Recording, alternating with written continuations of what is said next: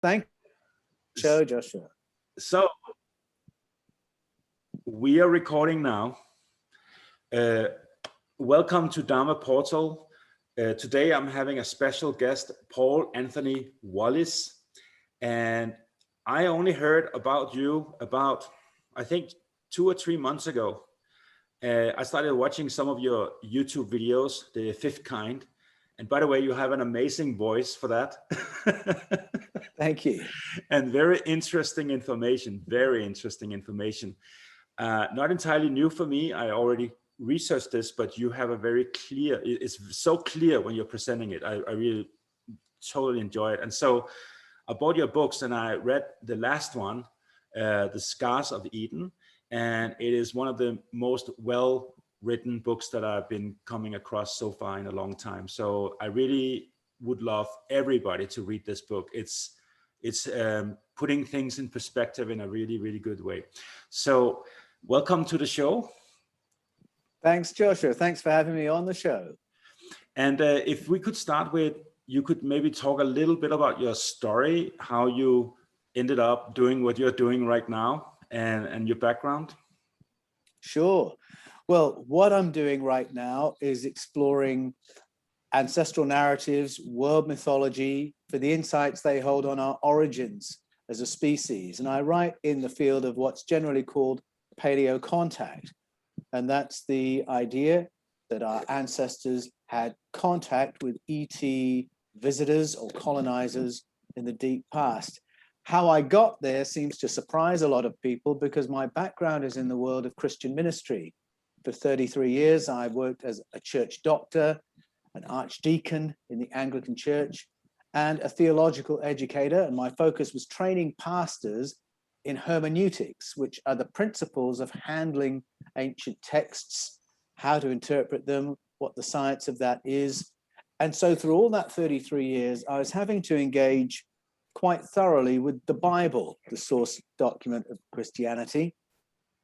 And through all that time, I kept coming across anomalies in the stories that we tell from the Bible, things that didn't quite line up, that didn't quite make sense. And like any preacher, or probably like any parent reading a children's Bible to a child, you come across something that doesn't quite make sense, a question you can't answer, and you think, oh, I must get back to that at some point, come up with a better answer. Well, finally, I did have the time to sit down and drill down into some of these questions. And because my first love was languages, at school I learned French, German, Latin, went on to study Portuguese, Italian, Greek. I go to texts and my first question is, what do the words mean? Mm-hmm. And so that's what I did with these anomalous moments in the Bible, drilled down into what do the words mean? What's the etymology of the words? Mm-hmm. And what happens if we make some different translation choices? The moment I asked that question, some particular words took me down a rabbit hole where you make some different translation choices and a totally different explanation of human origins stares you in the face. And it's not a random story.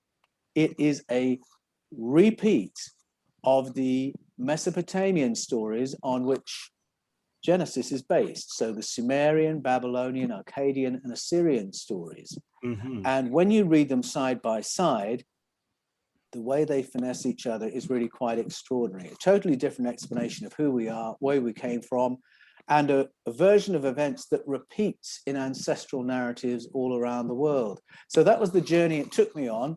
And it was that journey that resulted in my book, Escaping from Eden. And then the response from that has led to the sequel, The Scars of Eden. Interesting. So you've been on a huge inner transformation, you could say, right? You had to kind of burn down some castles and build some new realities out of that, right? Very much so. And the Scars of Eden is really walking with people as they do the same thing, as they reframe a lot of their old thinking and their old stories and work out how these things go together. If these ancient stories that say we are part of a wider cosmic family, that our evolution was modified by contact with our wider family. If that's the case, then where does that put the beliefs I held before about God and Jesus, myself, the cosmos? There's a lot of reframing that has to happen. And I found that my appreciation of Jesus and my appreciation of God did shift fairly significantly through that process. But it takes a while to think through the implications, to take a building down and then rebuild something slightly different. It takes a while, and that's the process I share in many of the videos on the Fifth Kind TV and in the Scars of Eden as well. But you're right, it's a huge inner journey, but it didn't come from out of nowhere for me. These were questions that had been simmering in the back of my mind for quite a time. And so when you say your relationship to God and the Christ has shifted, would you say it has become more intimate? Yes, I would say my appreciation of how intimately we are all connected with each other and with our source has transformed. And it's a different sense of intimacy, because religions can give you a certain feel for that and a certain feel of intimacy, but very often it's based on exclusivities. You know, we're the chosen people, we're the ones who know God, and everyone who disagrees with us, well, they're on the outside. And as I went back to the ancient texts and went back and revisited the teachings of Jesus and the apostles, I realized they're not saying that. They're saying something quite different. The Apostle Paul, when he had to describe what he meant by God to an audience that didn't know any of the ancient Hebrew texts, so he's really having to start from scratch. He says, by God, I mean the source of the cosmos and everything in it, that in which we all live and move and have our being. And what he gives in that answer is very different to the idea of God that a lot of religions run with, because a lot of religions run with the idea that we're all separated from God. And we have to claw our way back through, you know, their particular religion. Religions often have a very anthropomorphic idea of God. He's like a great big king who will reward some and punish others. Well, in that explanation by Paul, there is none of that. We're all intimately connected with the source. Our consciousness all emanates from the same source consciousness. And that more cosmic vision was there right at the beginning of Christianity. And it was there in Plato, nearly half a millennium before Christianity. And as I started reading these ancient texts and realizing there's this other story about our origins, I then had to go back to my notes from theological college and remember that there were significant leaders in the early church who believed the things I put out in Escaping from Eden, who believed in paleo contact. And I had to think, well, how did they square that with their belief in God? And I realized their idea of God was a little bit different. It was this much more cosmic vision, the idea of the universe beginning with a unified field of consciousness and intelligence that then fractalized to form everything in the material universe, yourself and myself included. That was where they were coming from. And they were not coming from this vision of an anthropomorphic, punitive, unforgiving, don't get on the wrong side of him kind of king that then became the idea that institutional Christianity ran with. Okay, well, so this is the first time I'm speaking to a pastor in many, many decades. So I have a confession to make. I was as a child I'm from Denmark. We go through this process where we are going into adulthood. I don't know what it's called in English.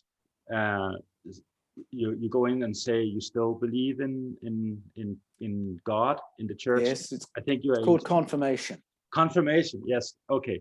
So I got into the church and the priest was teaching me, and I kept on interrupting him and telling him that Jesus didn't say that. He said something else.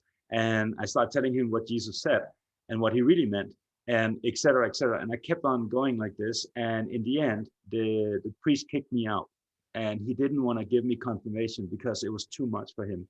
And I asked all these questions nonstop. And so since then, I have had in my entire life this love-hate relationship to Christianity, because Yes. something for me just didn't feel right. I would say that was a very mild statement, like doesn't feel right Yes. is very mildly said. Something in So, me get really upset about how yes. they have distorted and destroyed and perverted a very original, beautiful white light of pure knowledge and deep spirituality, which is universal, which is for everyone, and nobody can be excluded from this. And so Yes.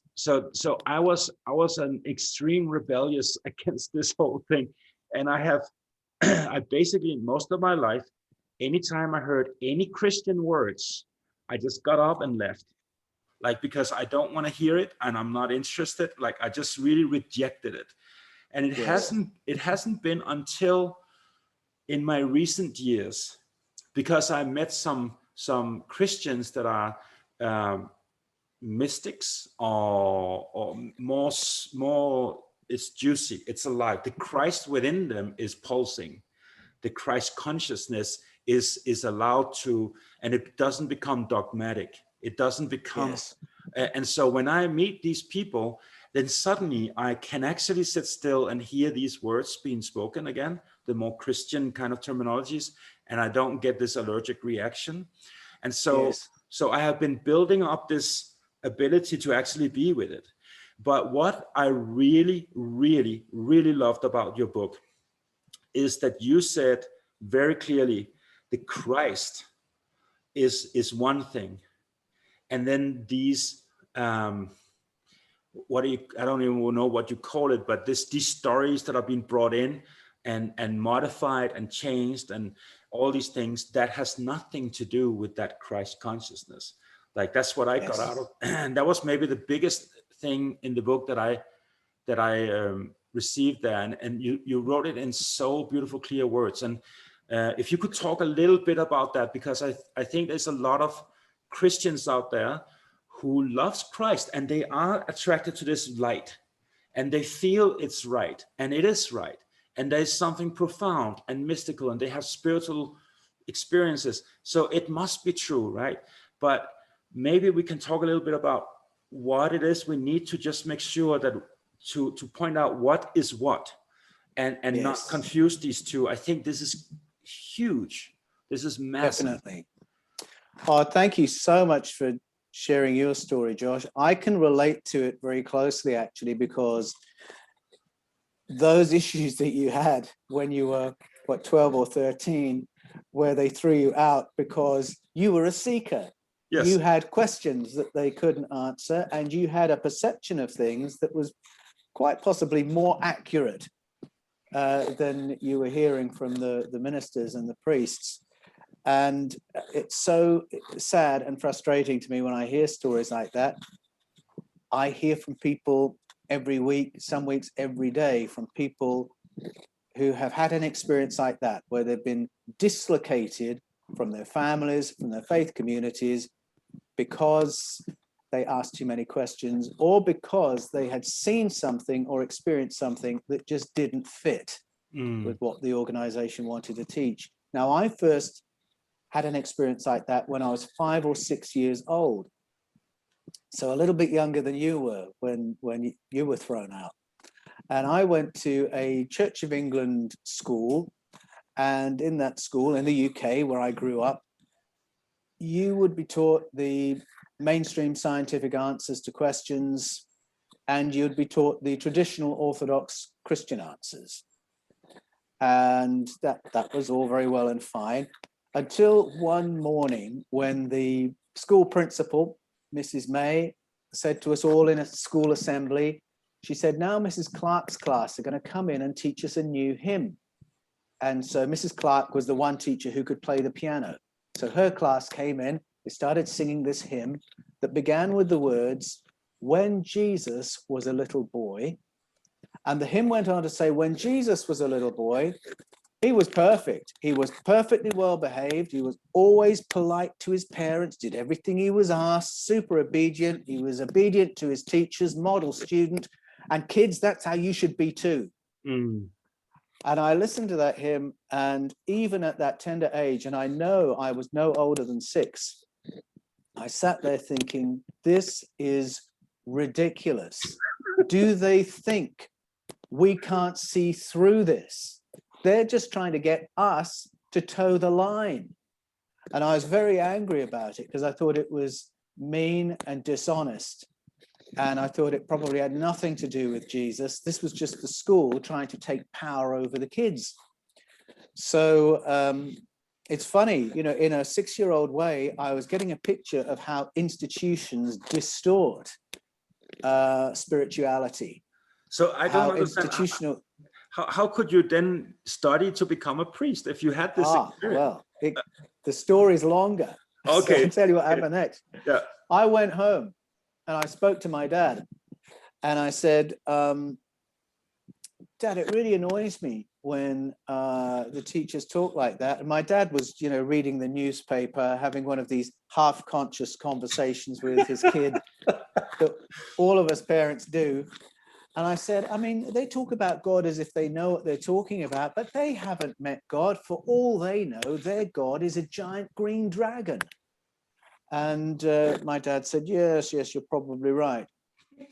Well, what's really interesting looking back on that 6-year-old conversation is firstly, that I was alert enough to spot there's a difference between Jesus and the institution that's trying to manipulate his name or his memory. And then what I said about, for all they know, he could be a giant green dragon. Decades later, I realized that the Bible is in fact full of stories of dragons. That's to say, entities that are not human. They sound like dragons. They breathe smoke and fire. They consume prodigious volumes of cattle, sheep, virgin girls, and they govern over human colonies. Yeah. And then they send their humans to war against each other because they're in competition for resources and for hegemony. Those stories are all in the Bible. And what I discovered as I did my research for Escaping from Eden is that those stories have been whitewashed over by translating the name of those entities as God. Mm-hmm. But the root meaning of those words is the powerful ones. Mm-hmm. And you reread those stories with the word Elohim, meaning powerful ones. That's what it means. It's plural masculine form, with plural verb forms. That's when the stories flip and you realize you're looking at paleo contact.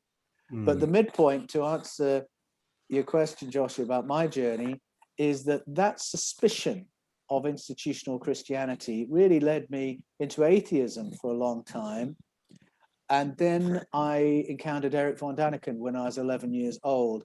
And I latched onto him because I felt this was a more thoughtful, intelligent response. Mm-hmm. I found the Christian answers I was getting at school really lazy.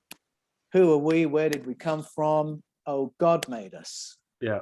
And a story. But I thought, well, that doesn't explain why we're so obviously animals. If we're a unique creation by God, why is it clear we're some kind of a primate or some kind of an ape? Couldn't explain it. And then if I went to the mainstream scientific answer, how come we're the alpha species on planet Earth? Well, only because of our technology, our higher intelligence. Without that, if you or I were left out in the jungle to fend for ourselves, you know, within 3 nights, we'd probably be dead, ill, or hopefully hospitalized.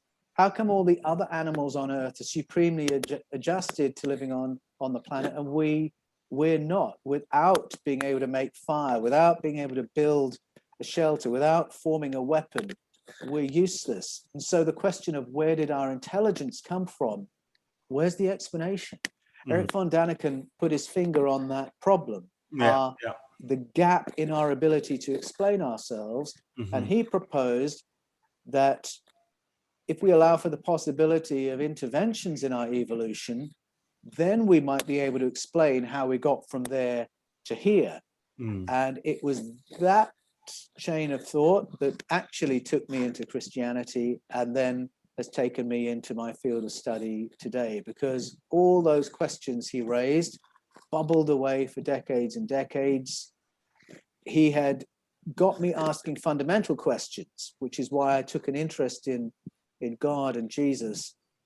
But the only way I could make a journey through Christianity was by going back to what I learned age 5 and realize that the credibility of Jesus and the credibility of institutional religion are two totally different questions. And in the Scars of Eden, I try and separate those out once again for people to see that Jesus is one thing and what emerged in his name is something quite different. And there are all kinds of secrets and suppressions in the history of our institutions.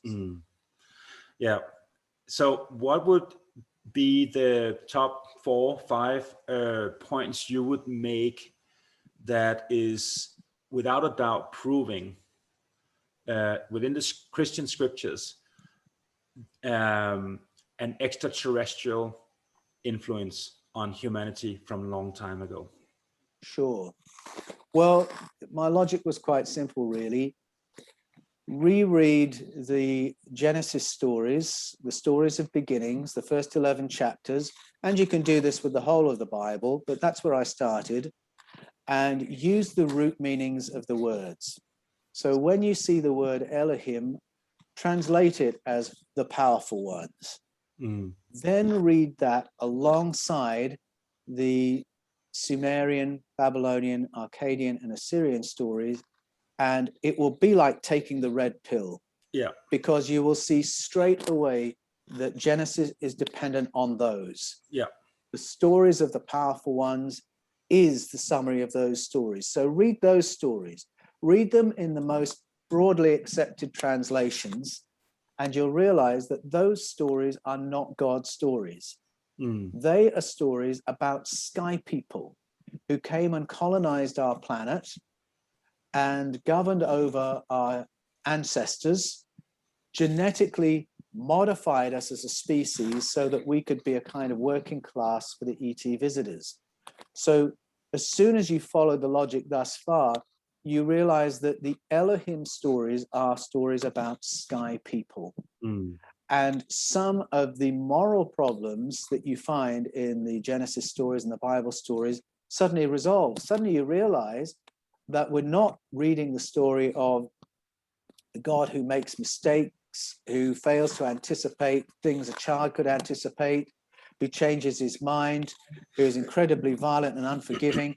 Thousands of people are slaughtered in the arguments he has against himself. It's a really incoherent picture. You've got a God who is against human progress time and again, who punishes human beings through the generations, even when they're trying to please him. The moment you do the translation, you realize what's actually happening is that humanity is caught in the crossfire of a conflict among the Elohim, among the powerful ones. So it's not just the parallels, it's the resolutions of all the stories in the biblical texts that will make you realize you've landed on something coherent, something that makes far more sense.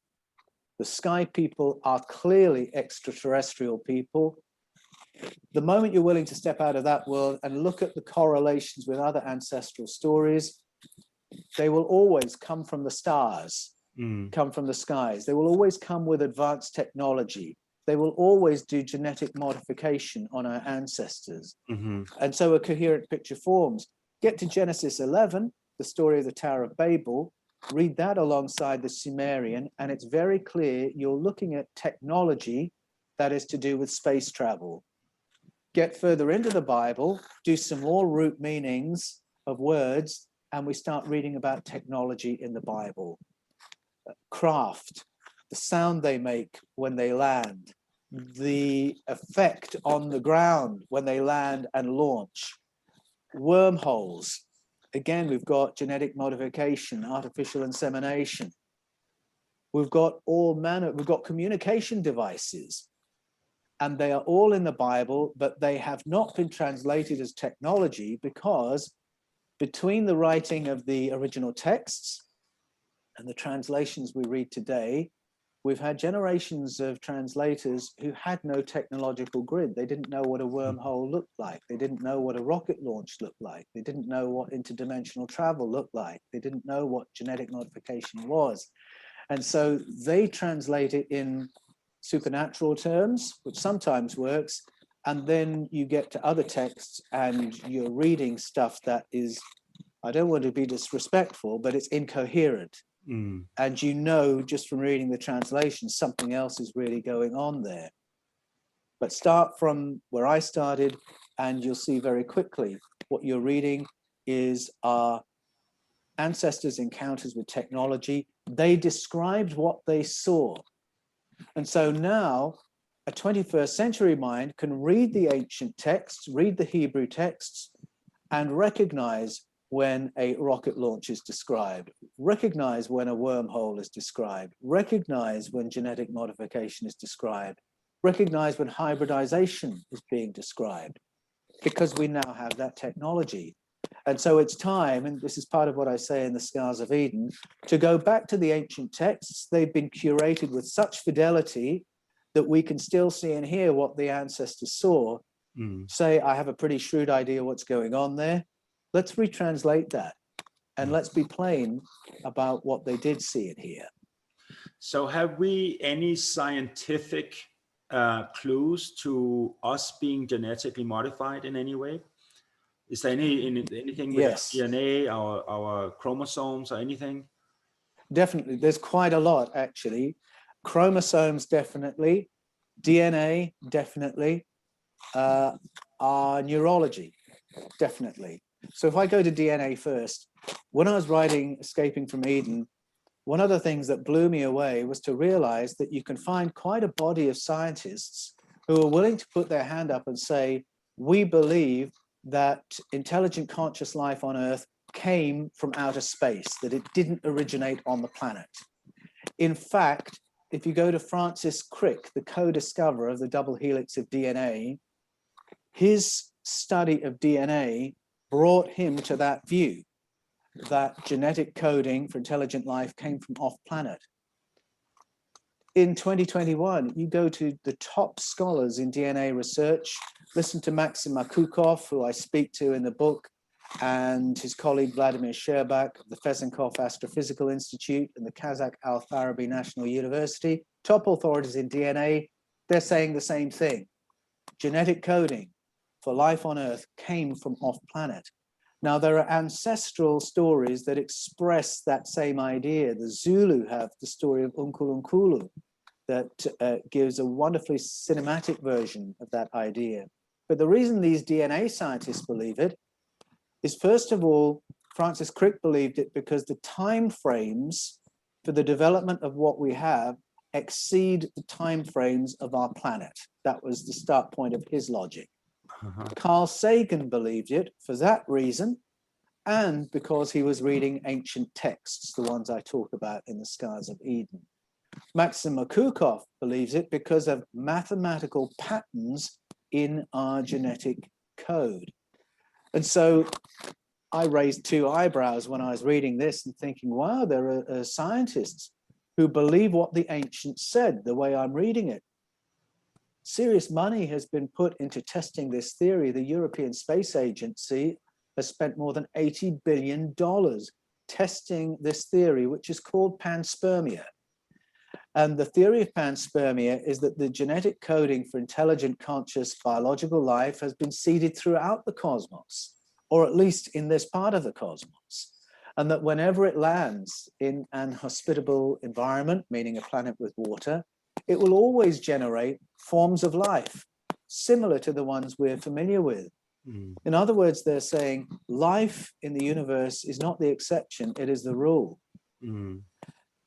Plato, 2,500 years ago, said the same thing on the basis of his own scientific research and his own philosophic reflections. So it's an ancient, ancient idea that does have correlations in contemporary science.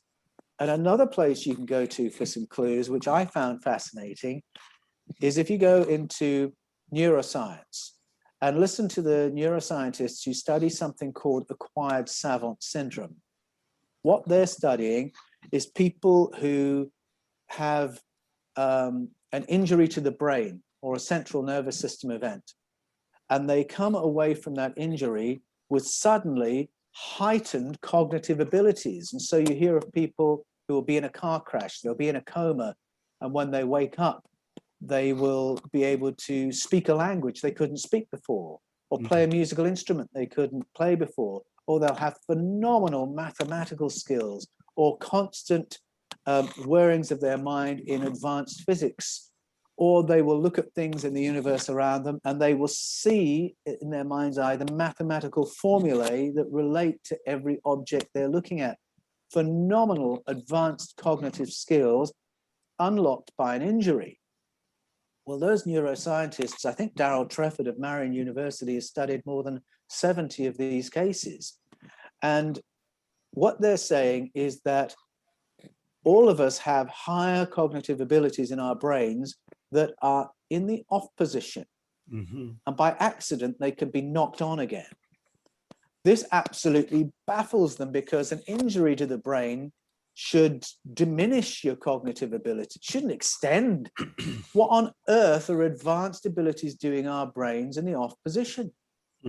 They don't have an answer. They're willing to ask the questions. And of course, the $64,000 question, can we switch those bits on without having an accident? But our ancestors had an explanation. If you listen to the biblical story, the Mesopotamian story, Mesoamerican story, the Nigerian story, the ancient Greek story, they all have a story of human evolution that says that others came to primate ancestors on Earth and modified them, upgraded them to be a bit smarter, upgraded them a bit further, upgraded them again, and then found we were too smart to be managed. And so they had to dumb us down. And curiously, they all talk about us reaching a point where we are intrinsically cleverer, we have better precognitive skills, better remote viewing skills, better telepathic connection. And they then did something external to dumb us down. So in Genesis 11, we're bombed back and there's a neurological interference to bring us back to a pre-Stone Age condition where we can't speak to each other anymore. That's the Genesis version. And then in the Mesoamerican story, we're sprayed with a vapor to give us brain damage. Really? So, wow. Yeah, so that we no longer have those advanced skills. We're now limited to our 5 senses or have to trust what an authority tells us. They found they could manage us that way. In the Efik story, the Efik people of Nigeria, they talk about devices being released into the environment to damage our health, damage our mental health, to make us continually anxious and agitated, and then we could be managed. And so they all have this story saying, yeah, we all had these skills before, and then something was done to us to switch them off. Those ancestral stories correlate with what our neuroscientists are saying about the brain, that our brains should be capable of far more, but something has happened to switch these capacities off.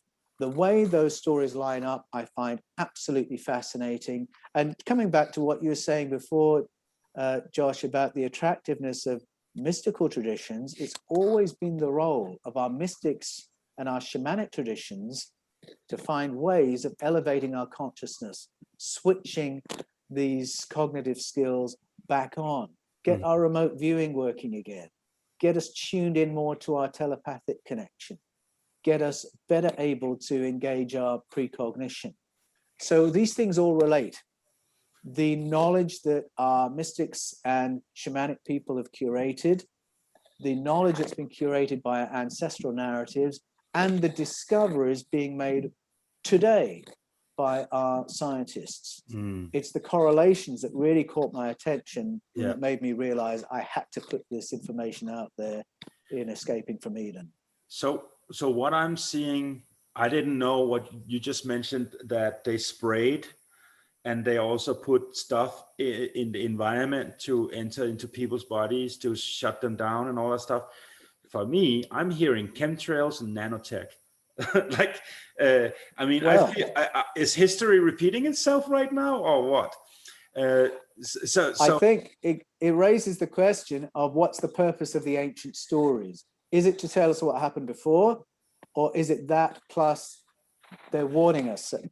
Yeah. They're giving us a heads up as to what to look out for. Yeah. If I was an ET race and I wanted these helpful workers, I definitely would be concerned about making them too smart, because if they become too smart, they will rebel. And also, I would make sure that there will be genes switched on that will make them more like worshiping. They want to worship and subdue, and Yes. and will be very good at having authority to tell them what to do. And Oh, so, yeah. because when I'm looking at the world right now, I am in awe about how much the powers that be can get away with on the planet right now, without Yes. without much I mean, there's resistance, but not considering what's going on. It's staggering to watch for me. And so Yes. so I can say two things about that. One is I really do think humanity is waking up. I think the medication doesn't work that we are being given. We are waking up either way, but I think also the battle is really hard for us because we're genetically programmed to follow authority. So it's really deep in our DNA, in our instincts to do so.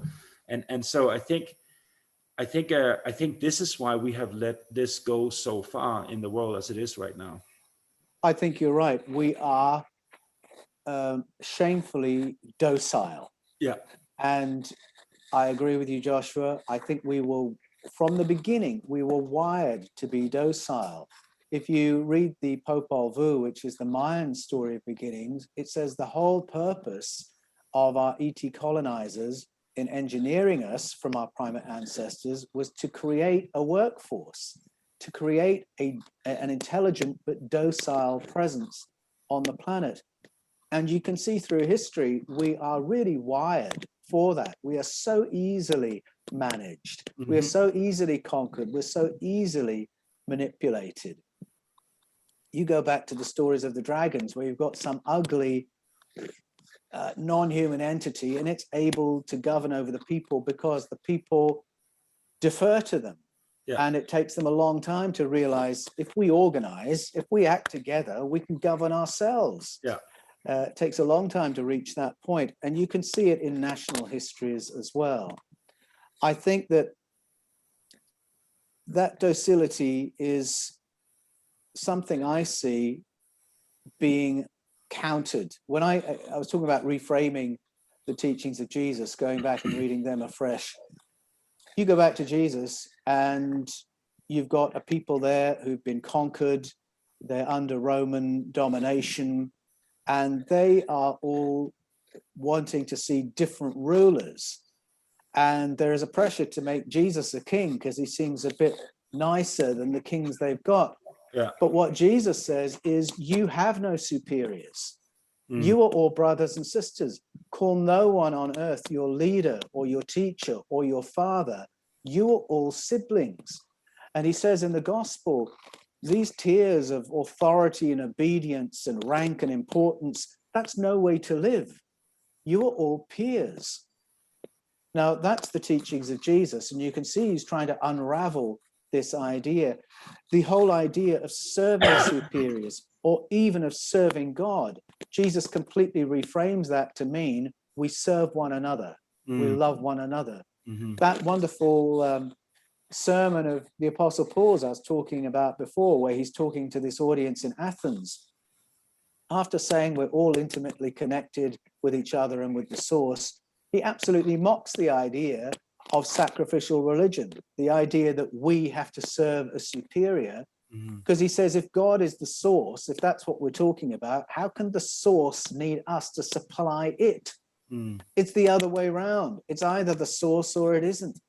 And so both of them are doing things that totally unravel this idea of civility and subjection.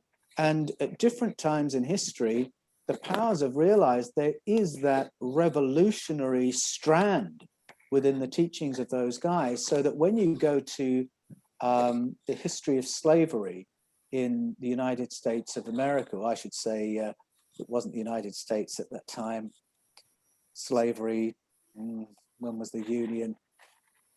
I need to refresh myself on that history, but I do know that when slaves were held legally in the United States of America, what is now, the slave masters had grave concerns about teaching them Christianity, because there is a storyline in the Bible that says you should have no masters, you should have no leaders.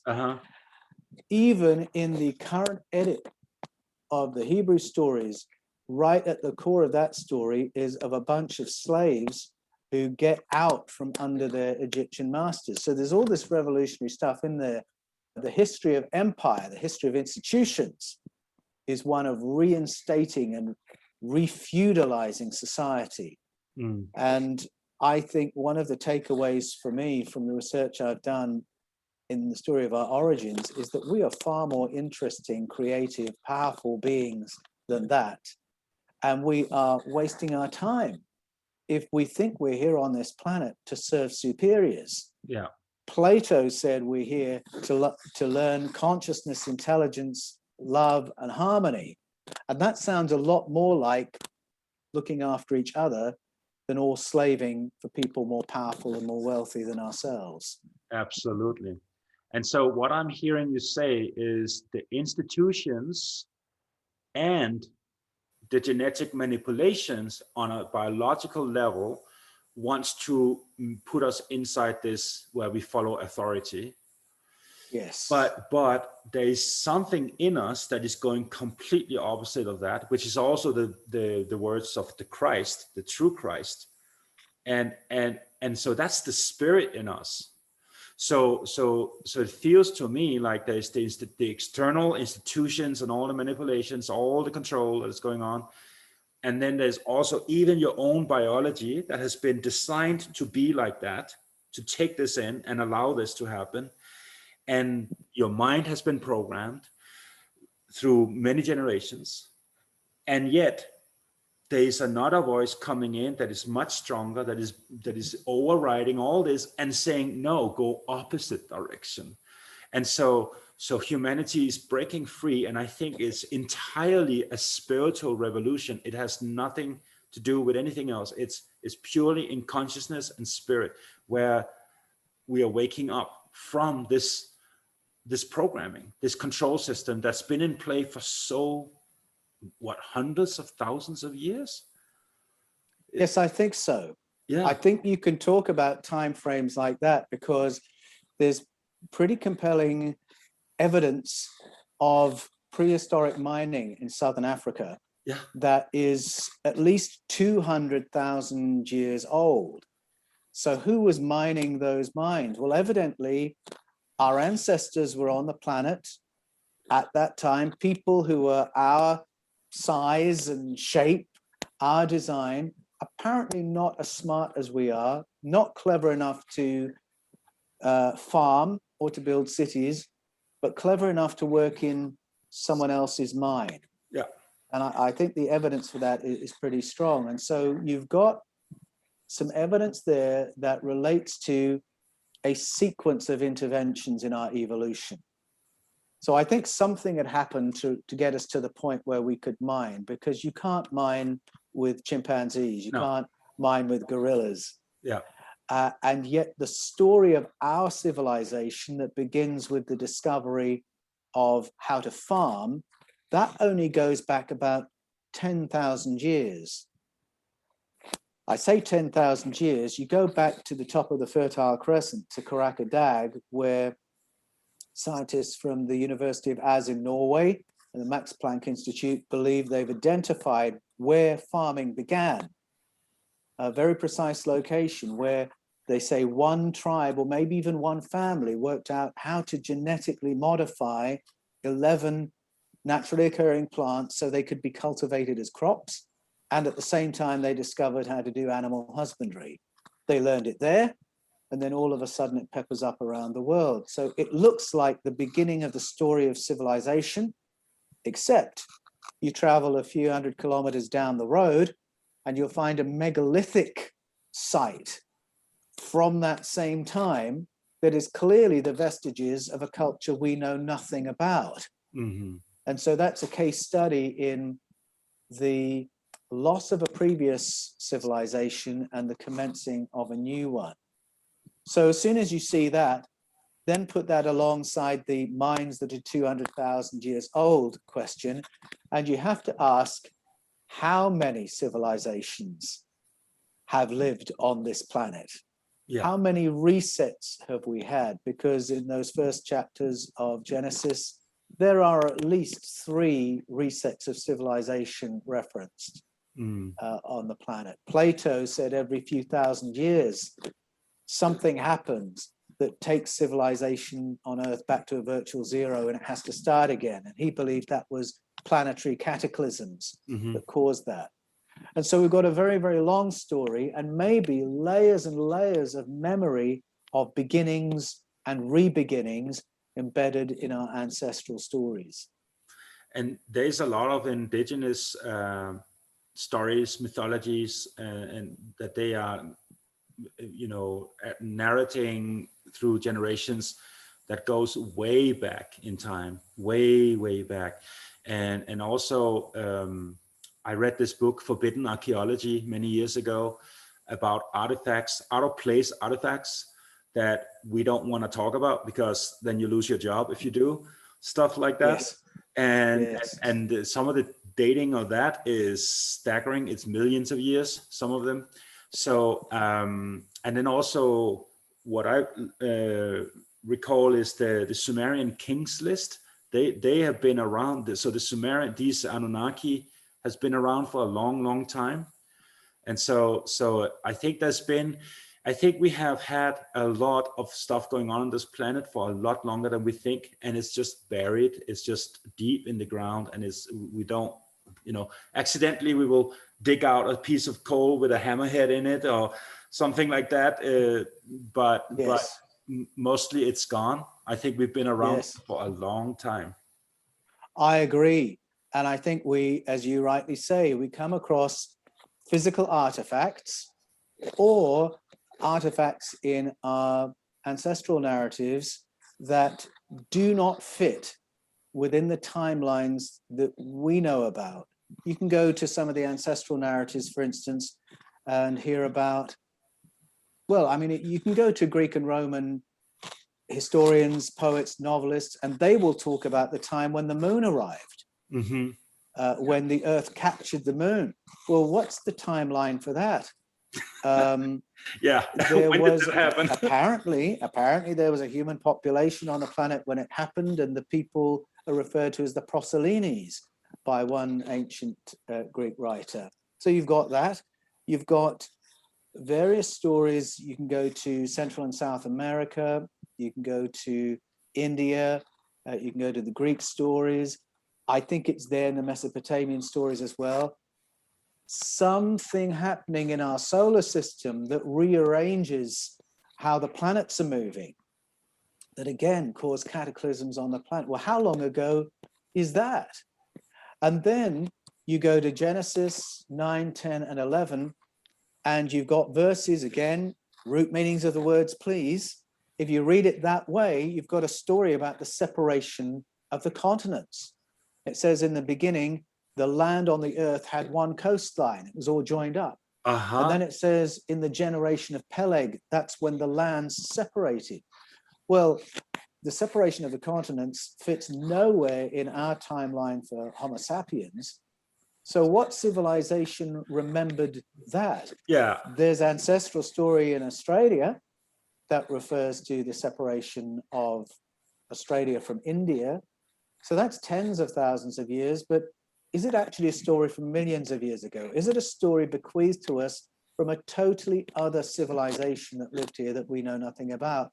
If we start looking for evidences of really ancient cultures, how are we going to find it? If there was a civilization here before Homo sapiens, before the age of the mammals, before the age of the dinosaurs, before the Cambrian explosion, we would know nothing about it because it would be compressed within millimeters of sediment. Yeah. Unless we're part of a wider cosmic story and a wider cosmic family who bring their stories with us. And when into the Sumerian kings list, that's really what you're looking at. You're looking at a timeline that goes way beyond anything we can track if we're looking at the story of Homo sapiens. Mm. And you only have to sit with these incongruities for a while to realize the story of life on Earth is far older than we've ever imagined. Yeah, way older. You said, what did you say just a few minutes ago? You said, unless we are part of a wider cosmic family. Cosmic family. See, that is a big topic right there, because I mean, I'm personally convinced we have humans on other, like human-like beings all over this galaxy. Yes. There's a lot of science that are pointing towards it, because the way the center of the galaxy is sending out the energies is actually rearranging DNA into a specific form. And the Gnostics are teaching about the aeons at the center of the galaxy is having the apanoia, the imagination, and they actually created humans through their imagination. And yes, and so this is the radiation from the center of the galaxy coming out. So maybe there is some base foundational creational forces that create 2 arms, 2 legs, and eyes, and all that stuff. So maybe we have been around a long time, and we've been off planet and on planet, and I mean, we don't know. The theory of panspermia would lead us to expect to meet forms of life that are somewhat similar to ourselves. And if you talk to evolutionary scientists, they will talk about batches of codes belonging to each other. Mm-hmm. And so when they explain the evolution of something like the whale, they will say, well, there are codes for an aquatic eye, aquatic skin, aquatic cardiovascular system, functional fish-shaped tail. Those codes belong together. There's a coherence to them.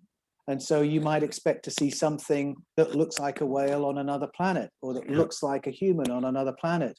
And this is part of what I drew from my conversation with Maxim Makukov. Uh-huh. And so, you go back to all the science fiction you watched as a kid, and I used to imagine when I watched Star Trek that the reason most of the aliens turned up with 2 arms, 2 legs, a head and a neck and a torso was really the limits of the budget of Desilu Productions. It turns out, no, there is good science to suppose that may well happen. And then when you listen to our ancestors, they say, well, that's what did happen. That people arrived in our deep past who did look rather like us, who helped us and who nurtured us in the deep past. If you go to some of the world's abduction narratives, which are thousands of years old, they invariably say that those who are involved in hybridizing with human beings look almost indistinguishable from human beings, other than they're very beautiful, their skin color is a little bit different. In the Philippines, we're told they don't have a philtrum on the top lip. But whether you're listening to the Welsh version, the Greek version, the African version, wherever you listen, those notes are there, that there is another presence here that looks very similar to human, but isn't. And that's an interesting repeat. Yeah, very. And of course, it's not like all beings out there are human-like. I think there's reptilians and there's many other beings.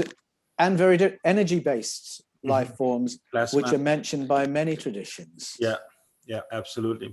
So there is in the Rig Vedas from India, They describe that we have 432,000 motor neurons going down from our brain into our body. And each motor neuron is a representation of a humanoid civilization in the galaxy. And so we have 432,000 humanoid civilization in the galaxy. And the Rig Veda goes in to say that I think it was 2/3 of them are conscious and know why they're there. They know God. And 1/3 is unconscious and they don't know God. And so, and we belong to that part. we belong to the unconscious civilization. Yeah. Hopefully that is changing. However, our human physiology in its sacred geometric divine creation with the motor neurons, we are connected to the galactic brotherhood through this nervous system. And so in our body, we have the coding of the galactic brotherhood, and we are all connected. Yes, I think that's wonderful. I love how that is expressed, because if you go to a different source, if you listen to contemporary DNA scientists, listen to Maxim Makukov, Vladimir Sherbak, they will often talk about all this junk DNA, junk coding within our DNA. But there are scientists saying, no, that's not junk coding. That's the coding of other life forms in other parts of the cosmos. And so again, you've got a correlation in contemporary science. Serious scientists are saying this? Serious scientists are saying this. Remember, wow, they believe in panspermia. Yeah, they believe this coding has gone everywhere. And so if we've got stuff in our DNA that doesn't relate to making a human being, then it relates to making something we don't know about. And so you've got serious credentialed scientists putting forward that view. Wow. And then you've got the ancient writers of the Rig Vedas saying exactly the same. Yeah. And I'll just add that idea of levels of consciousness, that there are beings like us who have this this higher consciousness, this connection with source, this connection with one another. And then you've got others who are sort of asleep. They're like drones. It's very possible that right across that spectrum, you've got species with advanced technology. Yeah. And if you listen to the accounts of encounters, and if you're willing to take them seriously, it would seem to me that we are encountering almost that full spectrum. Mm-hmm. That some people have encounters with entities that just seem to have no spark of compassion, love, imagination. They are almost like robots the way they behave. And then there are others who seem to be almost spiritual, to use that language, in the way they connect with us, who connect empathically, telepathically, who nurture us. And this brings me to saying that just because visitors have technology that's better than us doesn't make them better than us. No. And the interest that's shown in planet Earth suggests to me something. Oh, dropping out. You're dropping out. I don't know if you can hear me, but you froze now, and I cannot even hear the audio right now. Okay, I'm gonna press pause on the recording here, and then get back when I get this on. Okay, we're back. Okay, so I feel we were kind of going deep into this with the galactic humanity, that we are our family is way bigger than just the planet. And I think there's I think it's important, because when you say all this junk DNA, and when I talk about the 432,000 motor neurons and all stuff, to me it tells me that if just one part of humanity makes it to a certain level, the rest will be equipped with the possibility of going the same way as much. What I'm hearing many times when the more esoteric conversations are coming out about ETs and the spiritual, and why they are so interested in us, actually has to do with, we actually have total spiritual capacity of complete God realization, which is something not all species can. And I think we have this capacity. I think because of this brotherhood we have out there, and that many of them, or these civilizations, has gone so far, and that's why the human body has been equipped with these specific centers, and the way the energy moves, and the capacity of the DNA to really, and the brain, we're using the whole brain, and we're tapping. And you talk about how people have accidents and suddenly they can do things that are completely like a miracle. So there's all the potential in us. And so, and that brings me to, because I know you have had some experiences with the Christ energy, and I've had my own mystical experiences. And once this energy shows itself, merges itself in you, I feel it's such a massive energy. It's so much love that is almost unbearable to hold. But I know the human body is capable of it. It's designed to, but we're still, learning to move more and more towards this light. And so I want people to understand we have a tremendous spiritual capacity. And so Yes. with that, I would love to talk to you more about this Jesus and the Christ. And could you talk more about what is that? What does that mean to us as human beings in this moment? Certainly. Well, if I go back to Plato, I'm going to go there because when you get to Jesus, when you get to the beginning of the gospel, if you read the beginning of the Gospel of John, there's this beautiful prologue that says, in the beginning was the Word, and the Word was with God, and the Word was God. He was with God in the beginning. And then the Word became flesh and dwelt among us. It's talking about Jesus. We beheld his glory, one full of grace and truth. You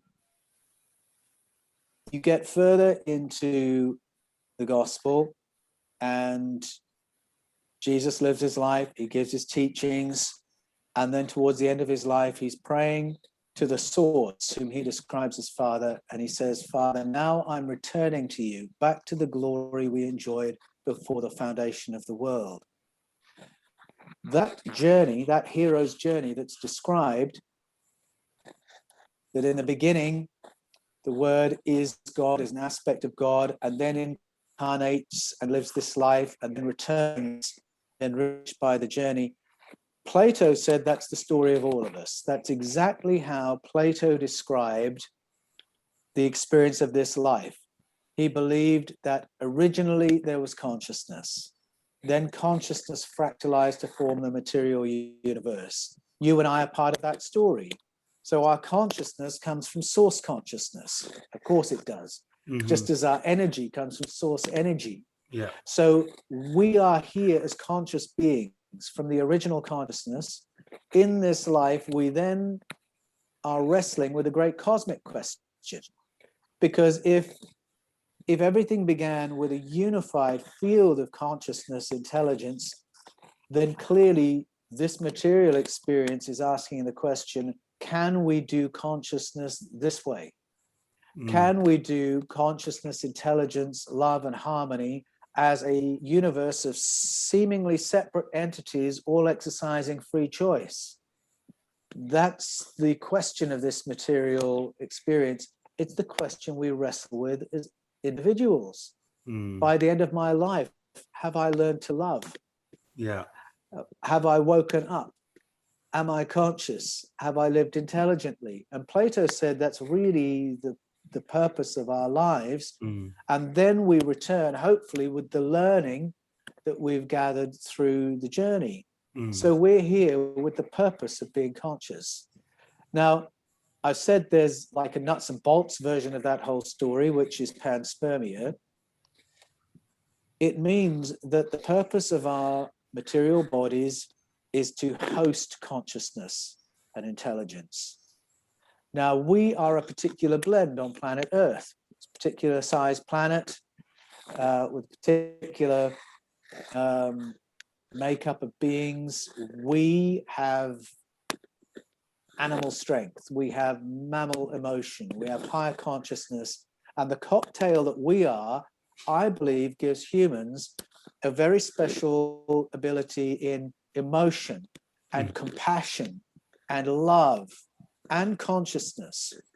All those ancestral stories say that when our visitors came and tried to re-engineer us from a primate ancestor, what they got was far more intelligent and conscious than they thought they were going to get.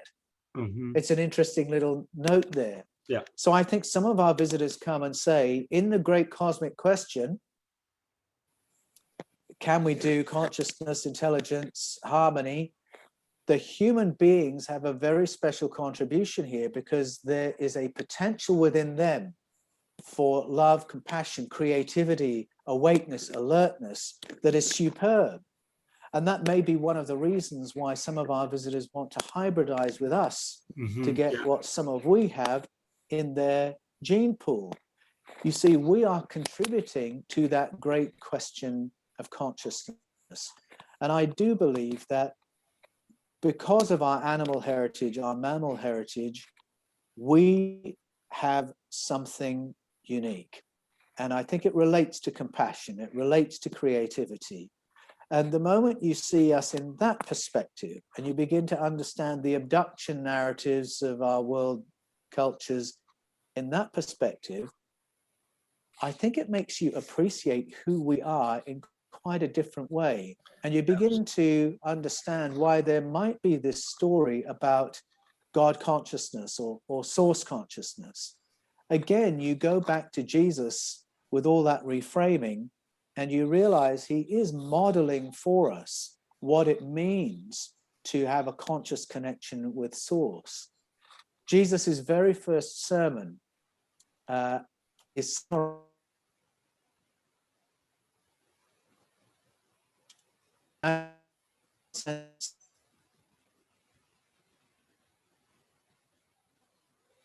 It's dropping out again. It's dropping out. It's dropping out. I don't know if you can hear me, but I cannot hear you. I think Australia is waking up right now. Too bad. It's so interesting. Okay, I'm gonna pause recording. Okay. We are on. Once again, if you go to the root meanings of the words in that first sermon of Jesus, what he's saying is, be transformed, because you can be transformed, because the amazing power of the source is available to all of us. That's what the words mean when you translate them and when you peel off all the layers of church doctrines and associations that have been layered over the top. So he's talking about human beings having amazing access to source power and the principles of the source, which seems to be coming at the same notion of our ability in consciousness and higher intelligence and things that might flow from that. Jesus then, of course, goes around and demonstrates what a connection with the source might look like. He certainly lives differently to others. He lives fearlessly. He manifests healings. He can do entity removal, things that tell you there's something else going on with this guy that means we should be paying attention. Now go back to the sermon, and it sounds like this: repent, for the kingdom of heaven. You're dropping out again. Oh man, what a shame. Yeah, now you're back. Now you're back. But the most important part just drops out. It's just like frustrating. Oh dear. Okay, try again. How? What did he Okay. say? Repent. What did he say? Repent. Repent, for the kingdom of heaven is near. And because of centuries of church teachings, that sounds almost like a warning. And it's because the church has put forward these ideas of a fear of hell, eternal conscious torment, all that. And so you hear those words and you think, oh, Jesus is warning people, God's going to turn up, they'd better sort their lives out or he's going to punish. But all that framing isn't in the sermon. It's come from centuries of institutional Christianity. And that angry God image is all built on the false translations that we talked about at the beginning, where we're reading stories of dragons and thinking we're reading about God.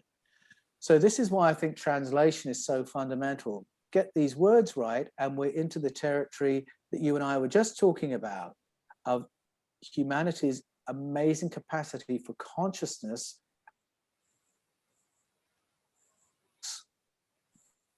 Oh, you dropped out. You, just at the last part, something with consciousness, the last. But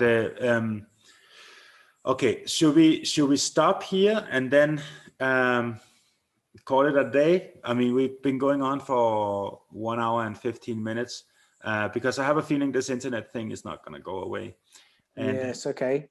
And so maybe one day we can do a part 2 of this. We'll do a part 2.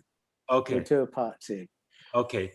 So we will set up a part 2, and so we will stop here now. Maybe we should meet so early that Australia isn't woken up yet at that time when we talk. Yeah, I'm happy to go earlier, see if that gives us a better connection. Yes. Just one quick one. Repent yourself. I was told by a spiritual teacher called Adyashanti. He says repent actually means to turn around, meaning to look within. Is this true? Oh, now you're dropping out. The Greek. Okay, now you're here. I can the hear Greek word. The Greek word for repent is metanoia, which means it means go beyond your mind. That's what it really means. That's a deep spiritual word. Go beyond your mind, or transcend your mind. That's deeply spiritual. Has nothing to do with repent, meaning feel guilty and say I'm sorry all the time. I mean, so no, it doesn't. So there's deep spiritual wisdom, but it's just been, washed out. It's been distorted. It's been deliberately distorted. Paul as well unpacks that in Romans when he says, be transformed by the transformation of your mind. So he's got the same idea, but because of all this hellfire framing, it distorts all that into straighten your life out or God's going to punish you. Yeah. Okay. So not the same at all. Not at all. And now suddenly I can actually be with Christianity. Now I can actually take it serious, because now it's about the real true spirit within, and you're finding out who you truly are inside, instead of this angry God that is punishing you and has jealousy and murderous intent and stuff like that. Exactly. and not only that, you're supposed to love him. And worship him. Yes. And that does something horrible if you think about it. It is humiliating to us to worship an entity that will torment us forever if we do the wrong thing. Yeah. He will put you in hell if you don't behave, but he loves you. Yeah, and you must love him. Yeah, it's not coherent. It's absolutely horrible. It's horrible that people accept it, but a lot of people accept it knowing there's something off, which is why I get a lot of readers discovering Escaping from Eden and the Scars of Eden, and suddenly it's like the scales have fallen from their eyes, and they'll say, I always knew something was wrong. Yeah. And the beautiful thing I feel with your message is it does not mean you cannot love Christ. It does not mean that you cannot be a lover of the message Definitely. that Jesus came out with. So, you know, I feel Exactly. that is so beautiful, because, you know, I know millions of people have the mystical experiences with the light, with the Christ, and so That's right. they are in conflict. They're like, but it's so real. So Exactly. why am I still having these conflicts? Because it's so real.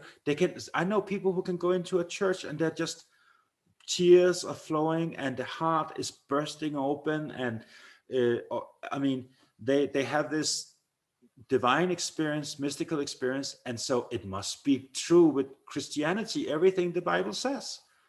And so, Yes, that's right. That's the false equation, isn't it? yeah. But it's very interesting when you ask people, people will often then use different language to describe what they've experienced, and they'll say, well, I encountered the risen Jesus, and that convinced me that what my church taught is true. If you then say, tell me what you experienced, they'll say, I experienced unconditional love. Mm-hmm. I experienced this incredible light. Yeah. I experienced complete ease. All right, that's what you experienced. Yeah. And so you go to the stories of revivals, and Oh, you're dropping out. Okay. I think this conversation is so important. I really just want to continue this conversation on around the Christ in a part 2. So let's hold for now. I don't even know if Paul is going to come back, but there will be a part 2. I promise. I will catch Paul and we will continue this conversation. And for me, I've been enjoying this very much. This has been exciting for me to talk about, because I'm deeply passionate about all this. And Paul is an amazing guy to talk to about all this. So part 2 will come, and I'll see you there.